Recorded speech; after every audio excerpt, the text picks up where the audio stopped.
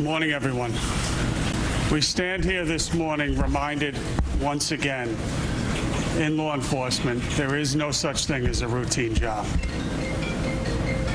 We stand here devastated and trying to pick up the pieces of what is a shattered home and a shattered NYPD family. Police officer Anastasius Sakos, a 43-year-old husband and father of 2 young children, was struck and killed by a motorist in what can only be described as a senseless and completely avoidable chain of events that took place on the LIE earlier this morning. Officer Sakos, who joined the NYPD 14 years ago, was an extremely highly regarded member of our Highway District Unit 3. He was on the LIE earlier this morning helping to investigate the scene of an earlier fatal accident, assisting other officers when they needed help. Just before 2 this morning, Officer Sakos was hit by a 2013 Volkswagen traveling eastbound on the LIE.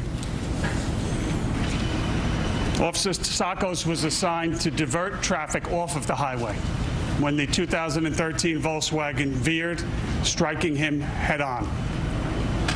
The driver of that car, a 32-year-old woman from Hempstead, was soon after apprehended.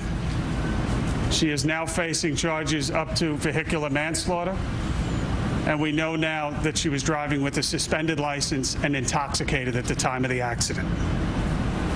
I want to take this opportunity to thank New York Presbyterian Queens Hospital and all of their staff for what they do, not just today, but each and every day.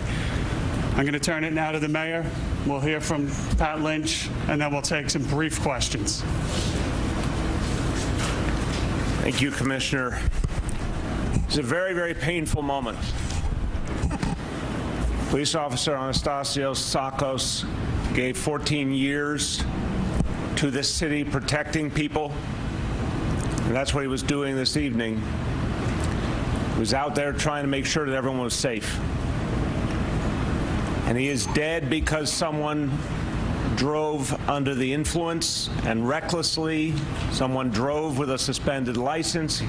He's dead because he was at an accident where people had driven recklessly also with a suspended license. We see here a horrendous pattern.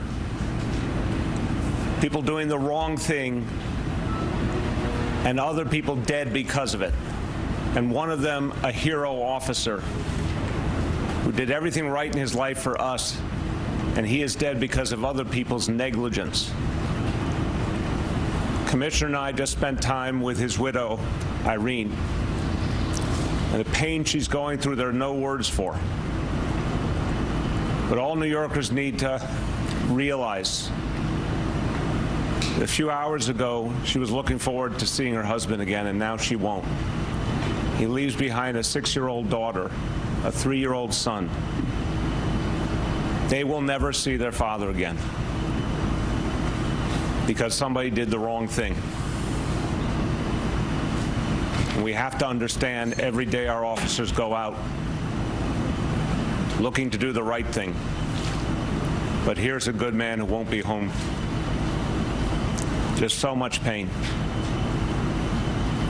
So please, everyone, realize this family will never be whole again. What we will do is everything we can to support these children, to support this widow. But it won't be enough.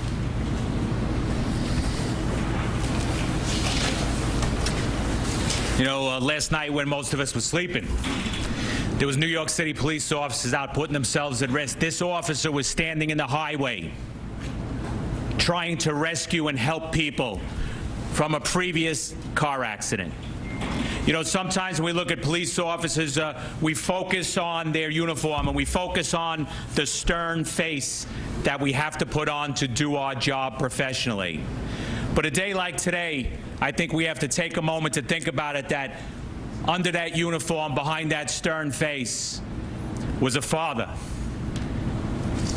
was a husband, was someone that was trying to put their life together for the future of their family.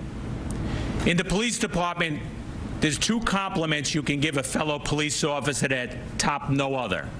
He's a cop's cop, and he's a good guy. You heard them both in this emergency room. Yes, he was a good guy.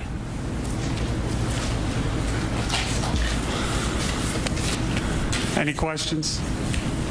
We want to talk about the nature of this incident because he was investigating an incident where Mayor de Blasio said that someone was also driving under the influence. We're hoping for clarity on that. At about 12:30 this morning, there was a single car accident on the eastbound LIE where a vehicle struck a utility pole.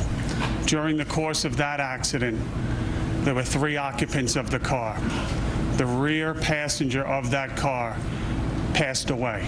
This is before Officer Sakos arrives on the scene. It's important to note in that incident, NYPD officers arriving on the scene encountered a car that was on fire. They rushed towards that car, broke the window, and pulled people out of that car. Because of that accident that occurred at about 12:30, Officer Sakos and other members arrived. All right, you've been hearing a recap of a tragic accident this morning. An officer, Anastasio Sakos, 43 years old, father of 2, a 14-year veteran of the traffic unit, the highway traffic unit, Unit 3, was killed by an alleged drunk driver this morning on the LIE eastbound, responding to an accident, as you're hearing the commissioner mention right now. But just a tragic chain of events this morning, all avoidable, and sadly an officer has lost his life. Yeah, he was struck by a vehicle being driven by a 32-year-old woman who fled the scene but was later apprehended. And what we've learned is that that woman was driving with a suspended license and apparently was under the influence as well. Yep, and that original car accident that they were responding to, a suspended license driver in that accident as well. One passenger in that car that hit that traffic utility, that hit the utility pole, did die in that accident. So, like I said, a tragic chain of events this morning on the LIE. Traffic still held up right now. You're just hearing from the mayor, of course, you know, from Commissioner Shea, and you can just see the emotion that is so strong right there to see an officer then meeting with his widow a few moments ago, Irene, and their 2 small children. But we will be right back with more here on CBS 2 News this morning.